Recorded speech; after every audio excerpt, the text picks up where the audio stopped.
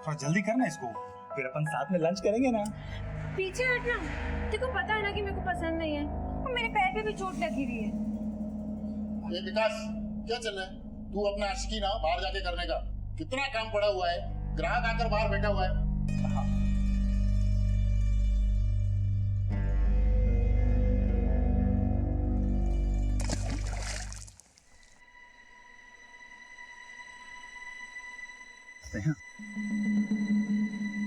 वो मैं क्या बोल रहा था कि तू और मैं, I mean, मैं और तू, हाँ बोलना। अपन के दिल में कुछ है तेरे लिए। हाँ तो फिर मेरे को क्या बोल रहे हैं? मेरी आई को बोलना। क्या? अरे तू पागल हो गई क्या? मैं तेरी आई को बोलूंगा आई लव यू?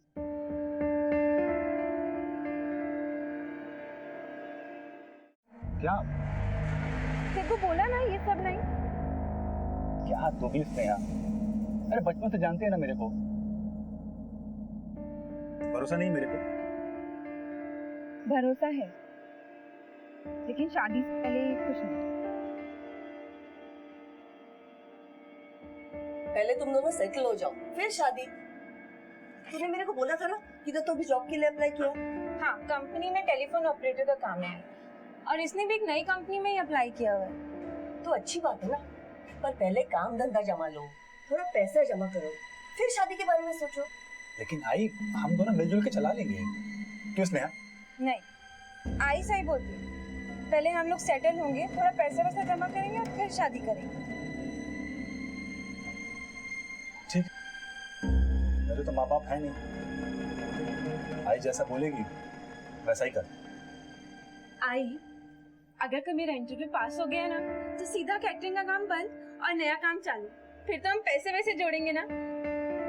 मैं कार्ड दिखाती हूँ। अरे सुन, तूने जिधर अप्लाई किया वो कंपनी अच्छी है ना? हाँ, लेकिन आई कंपनी छोटी है, पगार बहुत अच्छी है। आई,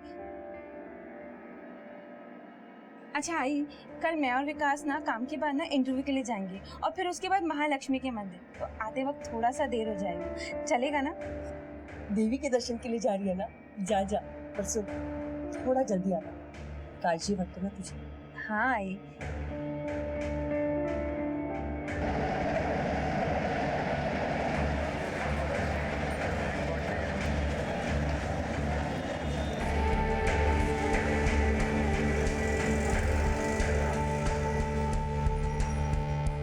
इंटरव्यू तो बहुत अच्छा हुआ है, बस ये नौकरी मिल जाए, इसलिए जाते जाते ना महालक्ष्मी के मंदिर जाएंगे और फिर तुरंत घर।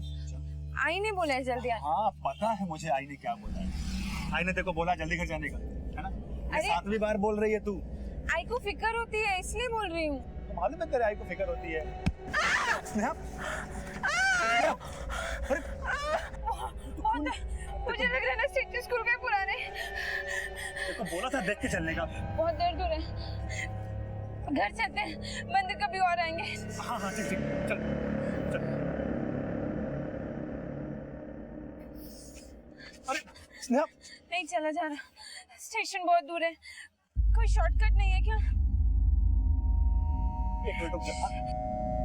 भाई साहब, ओ, ये कोई शॉर्टकट है क्या? हाँ यही मिल बट्टी जाता है, जो मैं भी वहीं जा रहा हूँ। एक शॉर्टकट है, हम ऐसा निकलते हैं, चला जा। अच्छा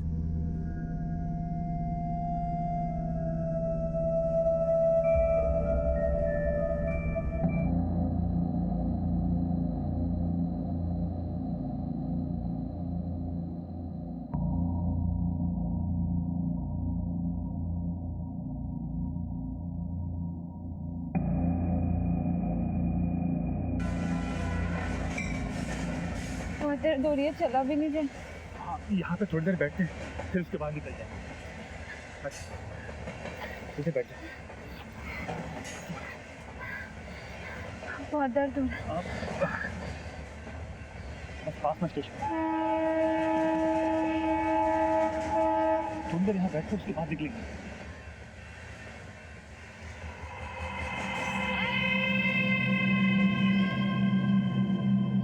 ये जगह बहुत सुनसान है विकास, हम लोग ना यहाँ से चलते हैं, चलो। लेकिन स्नेहा, आखिर तू चल भी तो नहीं पा रही है ना, तो थोड़ी देर यहाँ बैठते उसके बाद निकल लेंगे।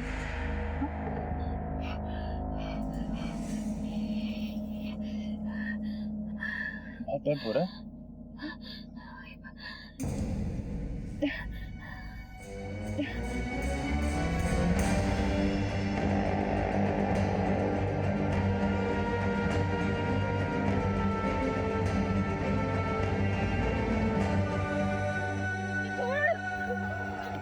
इधर देख, मेरी बात सुन, इसने मेरी बात सुन, इधर देख, कुछ भी नहीं होगा, मैं सब संभाल लूंगा। हम अभी इसी वक्त चल के मंदिर में शादी कर लेते हैं। आई को मैं समझा दूंगा ना, तू टेंशन मत ले। शादी नहीं, आई को पता चलेगा तो हाँ ये मर जाएगी। आई देख स्नेहा, ऐसा कुछ नहीं।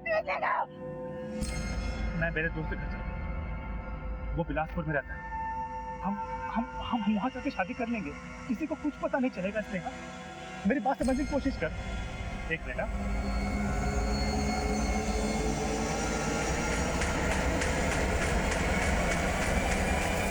हेलो, हाँ माधव भाई, माधव भाई वो मुझे कुछ की जरूरत है, वो मुझे गांव जाना है क्योंकि बाबा बीमार है। ठीक है, ओके। मेरी माधव भाई से बात हुई है, वो घाटकोपर स्टेशन आ रहे हैं पैसे देने के लिए, और फिर वहां से हम लोग बीटी निकल जाएंगे और बिलासपुर की कोई भी गाड़ी पकड़ लेंगे। वहां मेरा दोस्त रहता है, हम चल के वहां पे शादी कर लेंगे।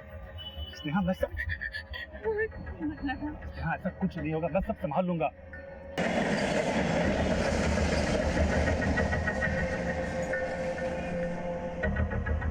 तू इधर रुक, मैं अंकल से पैसे लेकर के आता हूँ।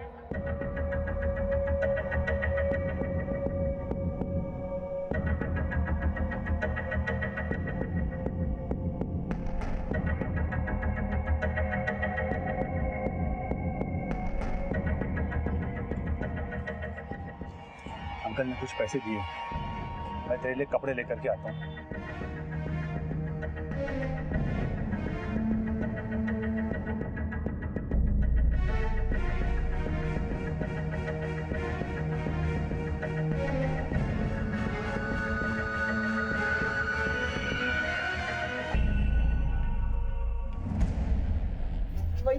वही स्नेहा का पड़ा।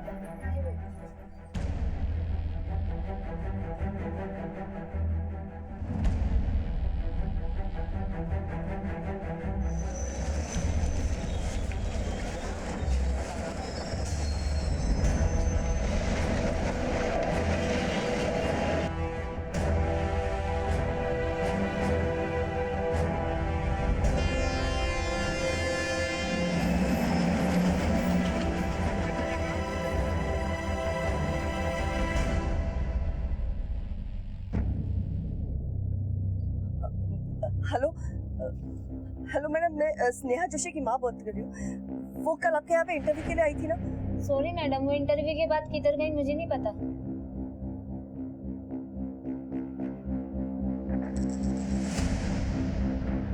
माधव जी, मैं स्नेहा की माँ बात कर रही हूँ। स्नेहा आई थी ना आपके पास कल? वो कल आई थी, लेकिन टाइम से थोड़ा जल्दी ही निकल गई थी। फिर कहाँ गई मुझे पता नहीं।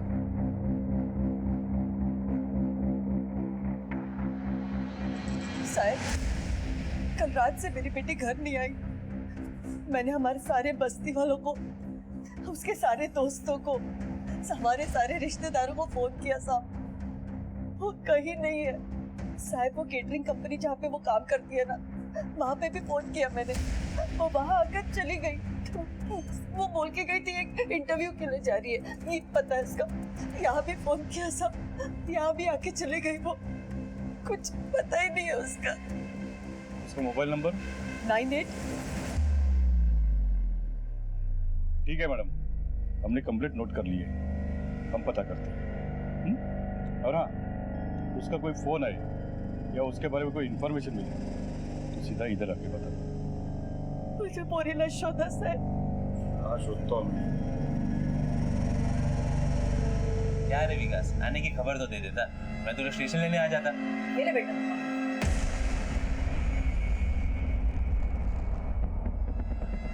और चाहिए? नहीं,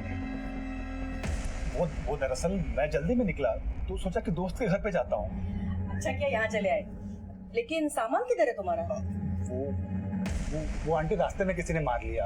ओ, चल छोड़, कोई बात नहीं, मेरे कपड़े तू पहन ले, हाथ मुंह धो, माँ इसको मैं पूरा वाला कमरा दिखा देता हूँ। चल चल।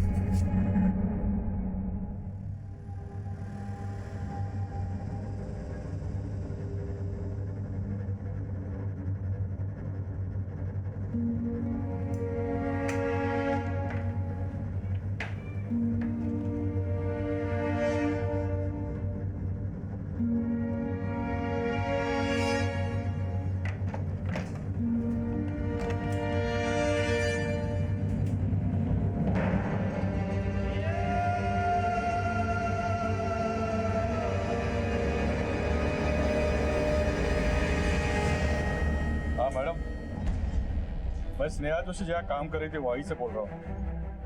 कल वो यहाँ से जल्दी निकल गई थी। ठीक है, आज एक दिन रुकते हैं, अगर कल नहीं लौटती है तो उसकी कॉल रिकॉर्ड निकलवाते हैं।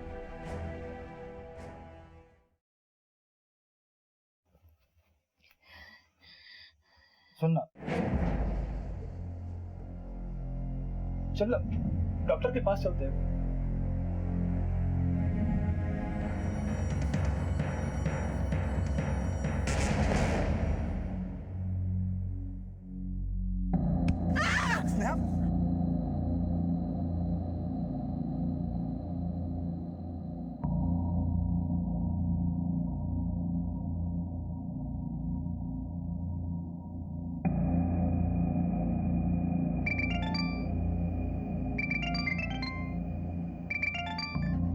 स्नेहा, हेलो। आई आई कुठे आहेस तू बेटा? स्नेहा, तू ठीक तो है ना? मैं ठीक हूँ आई, बस थोड़ी सी बीमार हूँ। मला तुझी काळजी वाटते।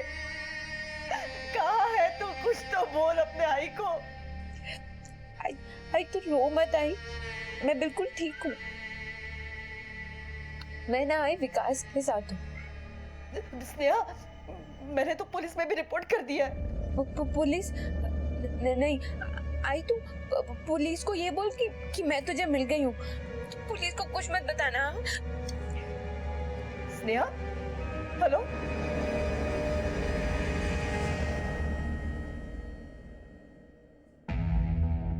साहब, अरे मैडम, अभी तक आपकी बेटी का कोई पता नहीं चला। पता चलते ही आपको? नहीं साहब, वो मिल गई। मिल गई? किधर मिल गई? यही थी वो। ये आप ये केस प्लीज कैंसिल कर दीजिए। अरे मैडम, ऐसे कैसे केस कैंसिल होगा? पहले आपकी लड़की को यहाँ थाने लेके आओ, पुलिस उसका बयान लेगी, उसके बाद केस कैंसिल होगा। ठीक है साहब।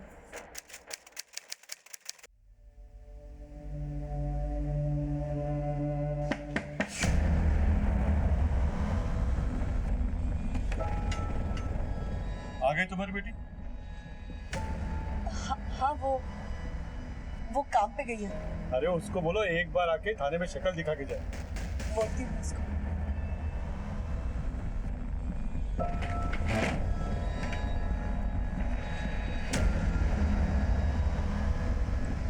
आप जिस नंबर को डायल कर रहे हैं वो इस समय स्विच ऑफ है।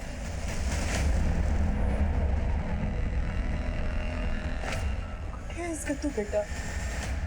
अरे कहाँ हो तुम लोग? ठीक है हम आते। विकास, अरे ओ विकास, चल पुराने दोस्तों से मिल के आते। बस एक मिनट, मैं अभी आता हूँ। ठीक है।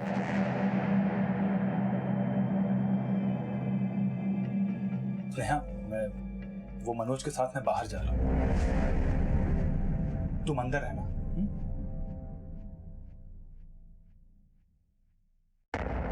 किसके साथ बात कर रहे थे?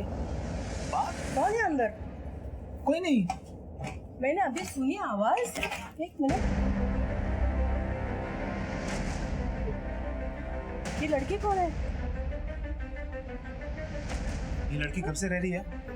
तू कैसे जानता है इसको? मनोज, वो दरअसल हम दोनों ने भाग की शादी की थी, तो क्या?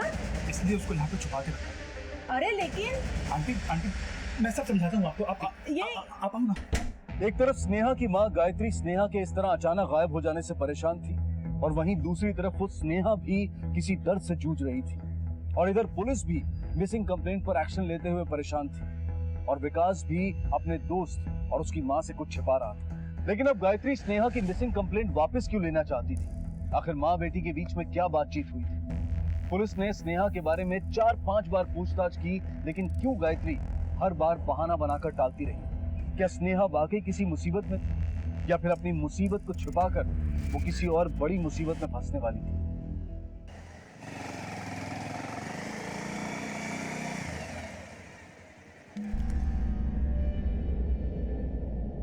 तो आज कहाँ चलना है मैडम? नया असाइनमेंट दिया है बॉस ने, मुंबई के अनोखे स्ट्रक्चर्स कैप्चर करने का। पता है, लोगों को लगता है कि मुंबई में ना सिर्फ सीलिंग और गेटवे ऑफ इंडिया ही दिखते हैं।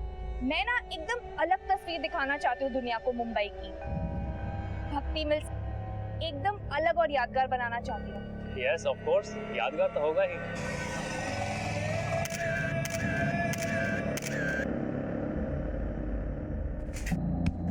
स्नेहा,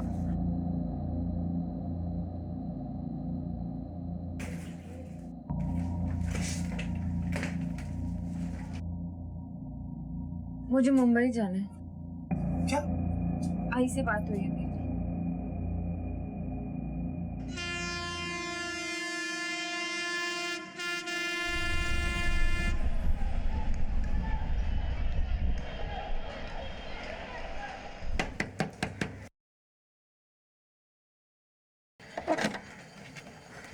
स्नेहा, स्नेहा, कैसी है तू? ठीक तो है ना तू? कहाँ थी तू इतने दिन? आई मैं बताता हूँ ये सब। तू जा यहाँ से, जा अपने घर जा, चल। और ये बैग मुझे दे दे।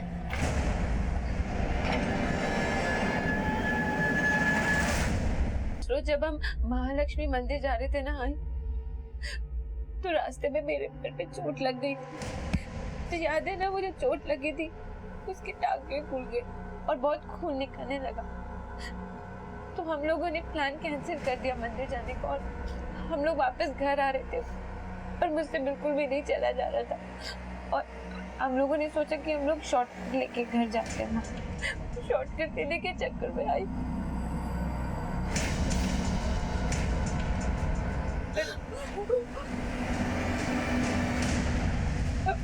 मुझे कुछ भी समझ में नहीं आ रहा था मैं क्या। सुन, किसी को कुछ कहने की जरूरत नहीं है। हम बस कल थाने जाएंगे और केस वापस ले लेंगे। किसी को कुछ पता नहीं चलना चाहिए, वरना ये समाज।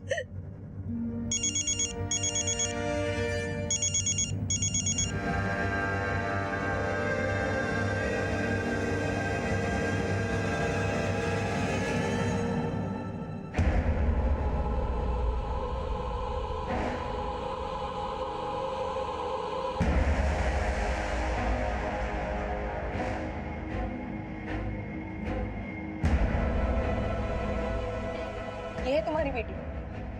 हो मैडम, वो केस वापस लेना था, अब तो ये आ गई ना। बेचारे केस फाइल्स दे दो।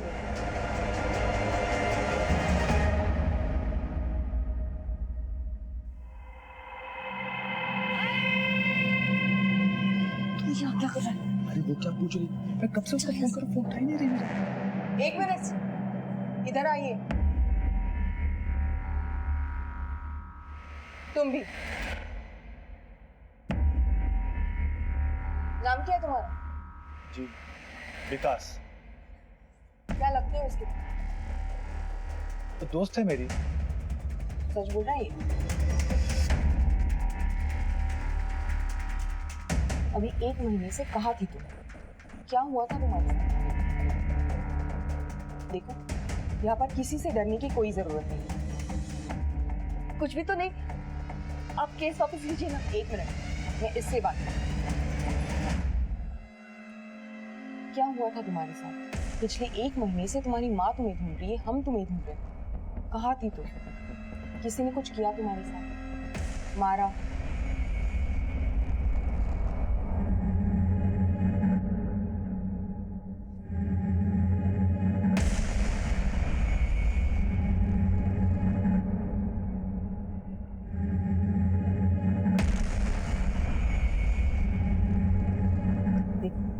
यहाँ पर किसी से डरने की कोई जरूरत नहीं। उस दिन जो कुछ हुआ वो सब बता दो।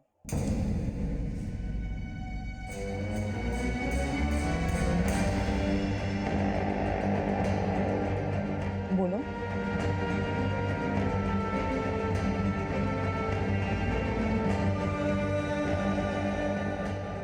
अब बताओ उस दिन हुआ क्या था? उस रोज जब हम लोग महालक्ष्मी मंदिर की तरफ जा रहे थे तो मेरे पैर में चोट लग गई थी और हम लोगों ने भक्ति मील वाले रास्ते से शॉर्टकट लिया रेलवे स्टेशन जाने के लिए। ये विकास भी मेरे साथ ही था। भक्ति सर, घाटकोपर पुलिस स्टेशन में हमने इस केस के संबंध में एक 0 FIR दर्ज किया है, लेकिन जहाँ पर ये वारदात हुई वो भक्ति मिल्स आपके पुलिस स्टेशन के अंडर आता है। ये रही केस की डिटेल्स।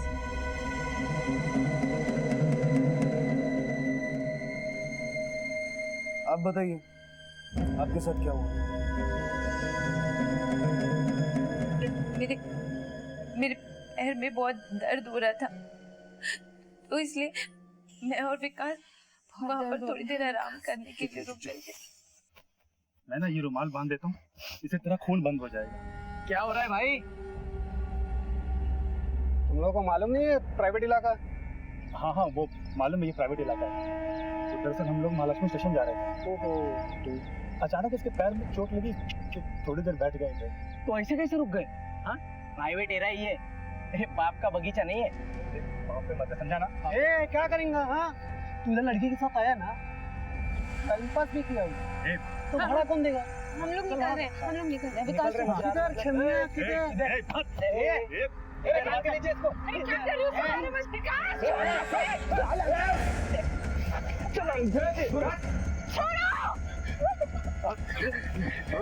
अरे किधर है तुम लोग? इधर नया माल आया है एकदम खट्टा। छोड़ो मुझे, छोड़ो। और दूंगा विकास नाटक नहीं चाहिए मेरे को। ज्यादा हीरो बनती दिखाई ना, थोड़ा फोड़ दूंगा साले।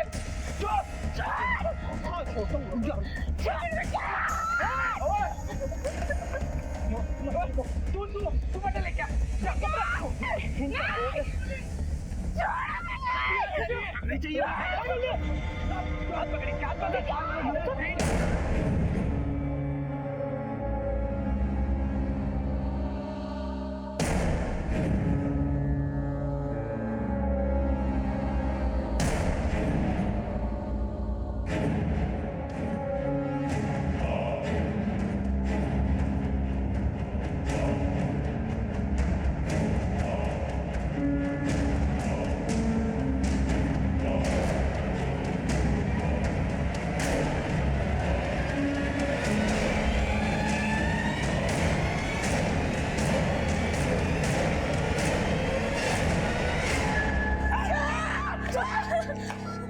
एक बात बता, कपड़े मैं उतारूं या तू उतारे? प्लीज मुझे जाने दो।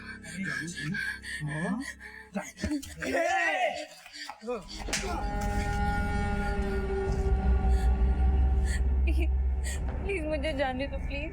देख, जितना बोलता हूँ चल, मत्था मत खराब कर ले। भाई तू उतार, ठीक है?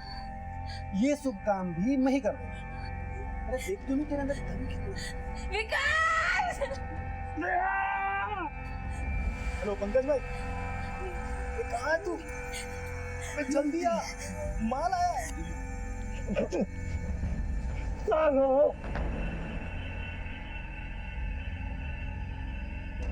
क्या रे, आमिर ने फोन पे बोला माल आया, इधर है।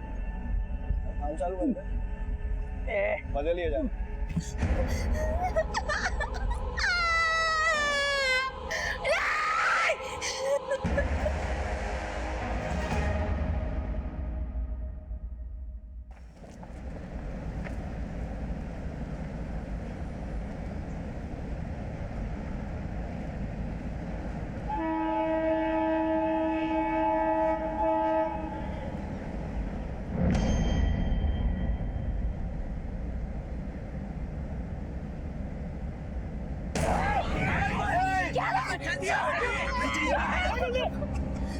हाथ पकड़, इसके हाथ।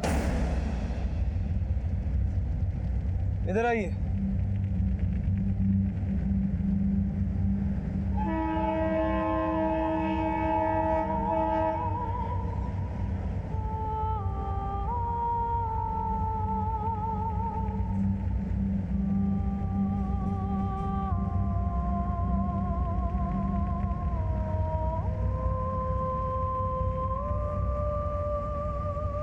ये दुपट्टा आपका?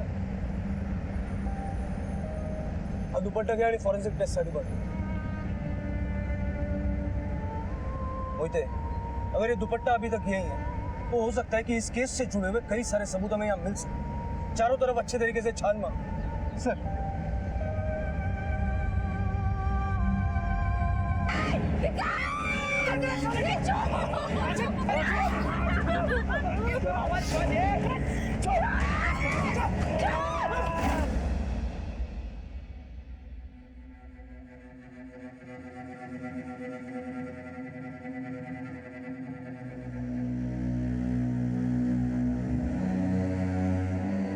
ये सारी चीजें कलेक्ट करो और फॉरेंसिक टेस्ट के लिए भेजो। सर।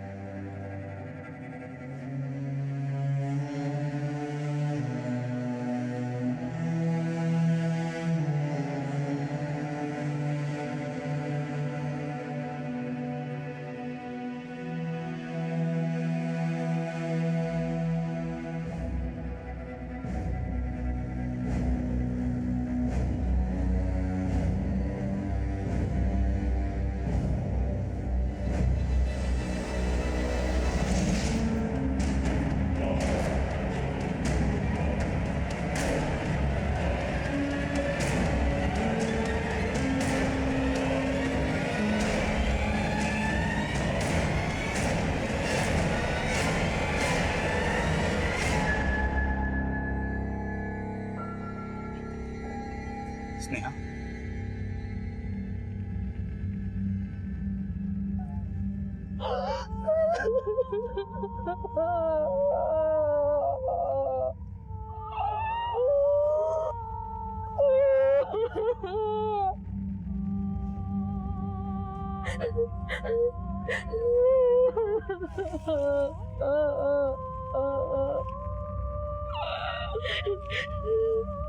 साहब, वो घटना के बाद उन पांचों ने हम दोनों को इधर ही छोड़ दिया और फिर धमकी भी दी, और उसके बाद वो लोग उस रास्ते से निकल गए।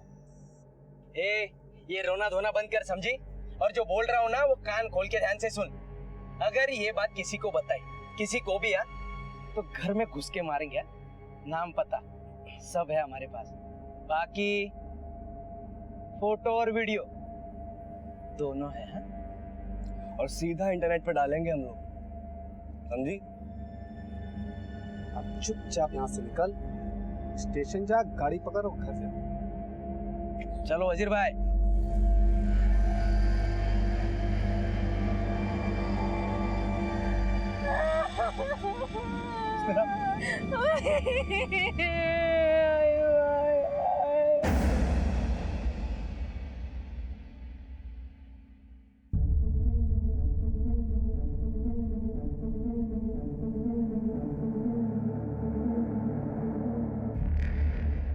सर, उन लड़कों का क्या करेंगे? हम खींचेंगे। वो लड़के भक्ति मिल्स के आसपास के, अपने आदमियों को काम पे लगाओ।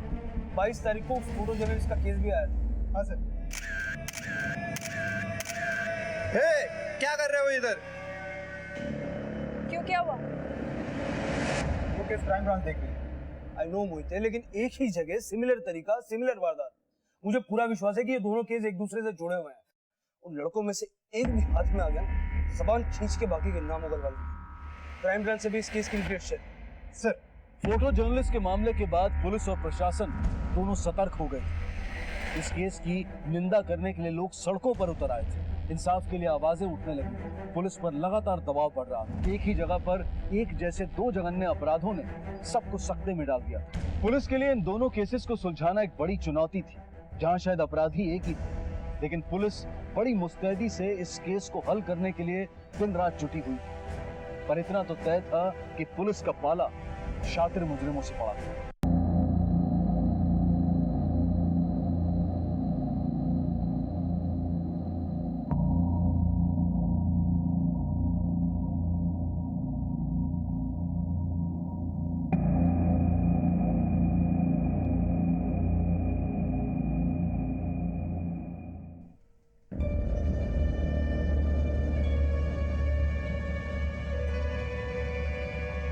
आइए प्लीज लेटिए।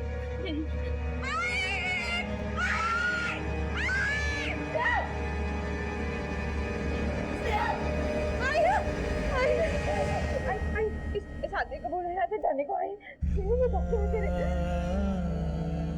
यहाँ लेडी डॉक्टर नहीं है जी, बुलाइए।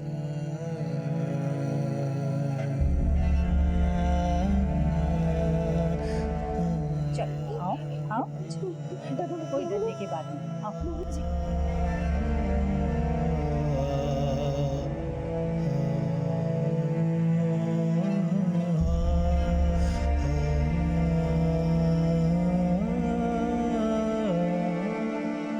देखिए, इंसिडेंट को 1 महीना हो चुका है। शरीर पे इंजुरीज है, पर शारीरिक इंजुरी से ज्यादा मन को दिमाग को चोट लगी है। इसका साइकियाट्रिक एग्जामिनेशन होना जरूरी है, उससे बहुत कुछ सामने आएगा। ओके।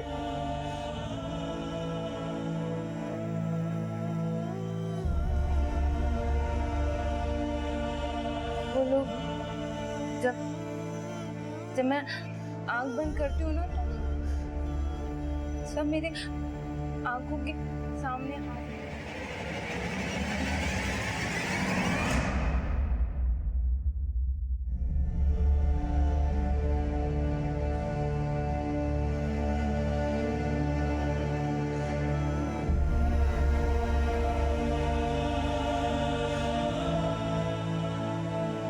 फोटो और वीडियो दोनों है हाँ?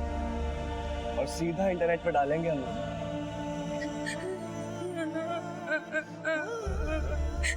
किसी अबला औरत की अस्मिता पर हमला करना हत्या से भी जघन्य अपराध है। ऐसी घटनाओं में मेडिकल एग्जामिनेशन घटना के 24 घंटों के अंदर हो जाना चाहिए, लेकिन स्नेहा के केस में ऐसा नहीं हुआ, जिसकी वजह से मेडिकल रिपोर्ट में गैंगरेप को साबित करने के कोई भी पुख्ता सबूत मौजूद नहीं थे।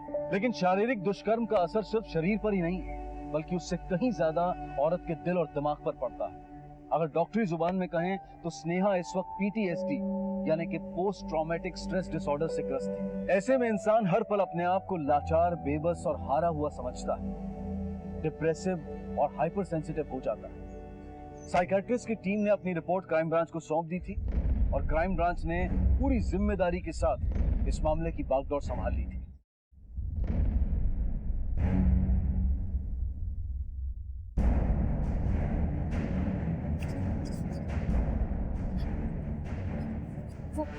वो पांच उनमें से 16-17 साल का लड़का था शायद।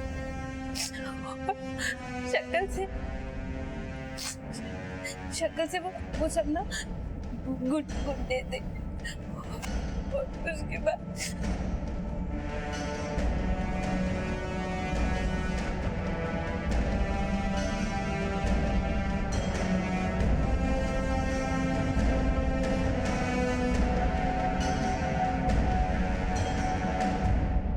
कैबिन को लेकर जाइए।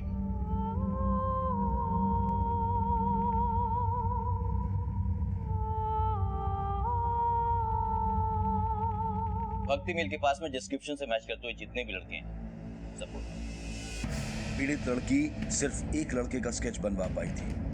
पुलिस ने भक्ति मिल्स के 2 किलोमीटर के दायरे में तकरीबन 150 लड़कों को टटोला और उनकी दिन रात की कोशिश से उन्हें आखिर कामयाबी मिल ही गई।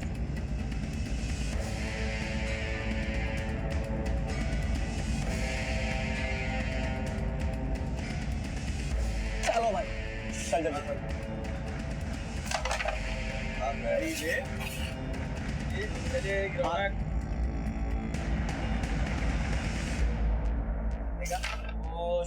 भाई भाई भाई एक कुछ काम है, मुझे कुछ काम याद आया। अभी आ जाऊंगा, दोबारा आ जाऊंगा।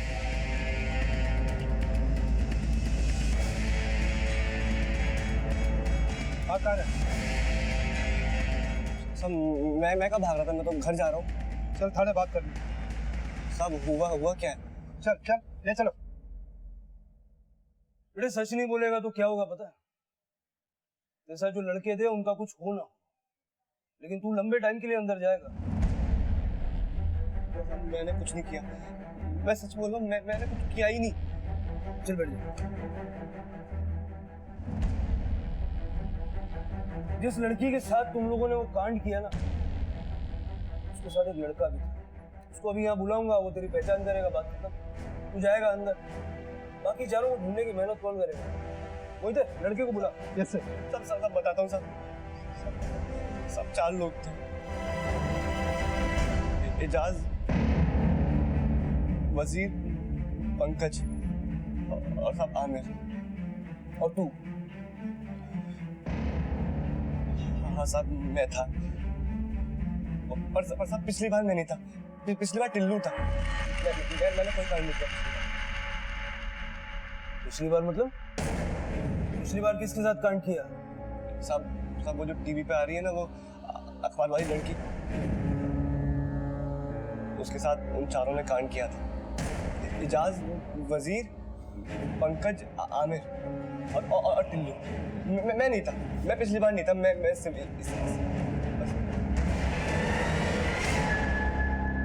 एक फोटो जर्नलिस्ट अपने ऑफिस के असाइनमेंट के संबंध में अपने एक मेल सहकर्मी के साथ इसी भक्ति मिल में गई थी और इसी तरह 5 लोगों ने, जिसमें एक नाबालिग भी शामिल था, उसके साथ बलात्कार किया। बाद में इस केस को लेकर मीडिया और लोगों में जबरदस्त जन आक्रोश हुआ और इस केस को सेनापति बापट मार्ग पुलिस से लेकर क्राइम ब्रांच को सौंप दिया गया। उस घटना में क्राइम ब्रांच के हाथ अब तक कोई आरोपी नहीं लगा था। दोनों केसेस में फर्क सिर्फ इतना ही है कि स्नेहा शहर छोड़कर बिलासपुर चली गई और उसका केस 1 महीने के बाद दायर हुआ, जबकि फोटो जर्नलिस्ट के मामले में घटना के अगले दिन से ही पुलिस हरकत में आ गई। पुलिस के हाथ अब आरोपी सनी लगा तो एक बेहद जटिल और संगीन सीरियल क्राइम की गुत्थी खुलने वाली थी। कल फोटो जर्नलिस्ट केस में इन्वॉल्व हमने एक लड़के को उठाया, जिसका नाम है टिल्लू। इसने वो सारे नाम बताए जो आपने बताए थे, वजीर, एजाज, आमिर। अलबत्ता इसने एक नया नाम बताया, पंकज।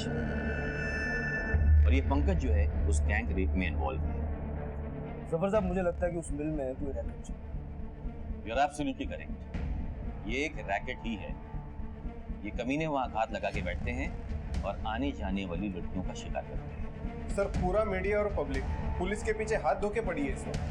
शरद, वो तुम देखते जाओ इन कमीनों के साथ हम क्या करते हैं।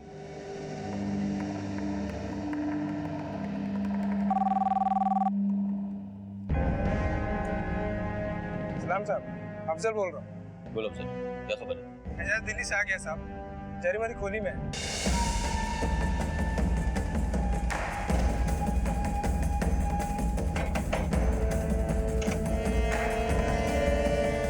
तेरा नाम एजाज? हाँ? अरे क्या हुआ साहब? साहब, अरे हाँ साहब, मैं मुमरा से बोल रहा हूँ। वो वजीर शेख है ना, जिसका टीवी पे न्यूज़ आया था, उसको मैंने देखा है उसकी गोली पे जाते हुए।